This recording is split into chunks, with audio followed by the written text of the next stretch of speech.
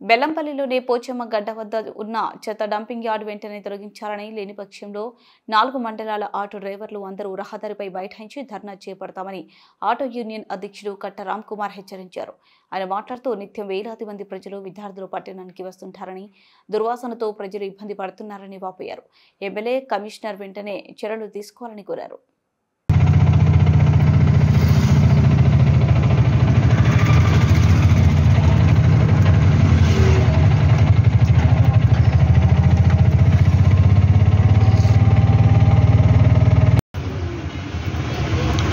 ఈరోజు బెల్లంపల్లి పట్టణ municipal commissioner గారి దృష్టికి తీసుకువెళ్ళడం జరిగింది. గతంలో మన డంపింగ్ యార్డు పాలిటెక్నిక్ కాలేజ్ దగ్గర ఉండేది. ఆ డంపింగ్ యార్డ్ను పోచమ్మ చెరువు వద్దకు తీసుకొచ్చి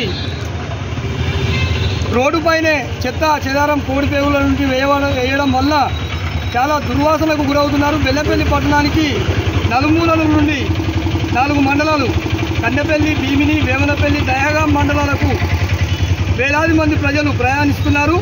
ఆ దుర్వాసన ద్వారా రోగాల బారిన పడుతున్నారు. కాబట్టి డంపింగ్ యార్డును వెంటనే పరిశీలించి ఎమ్మెల్యే గారు కూడా చొరవ తీసుకొని ఏదైతే రోడ్డు మీద పడేస్తున్నారో ఆ డంపింగ్ యార్డును అక్కడి నుంచి ఎత్తివేయాలని చెప్పి మున్సిపల్ కమిషనర్ గారి దృష్టికి, ఎమ్మెల్యే గారి దృష్టికి కూడా తీసుకువెళ్ళాలని మేము ఈ సందర్భంలో తెలియజేస్తున్నాం. ఇంకా 4 రోజులు పోతే అక్కడ హాస్టల్స్ ఉన్నాయి. అక్కడ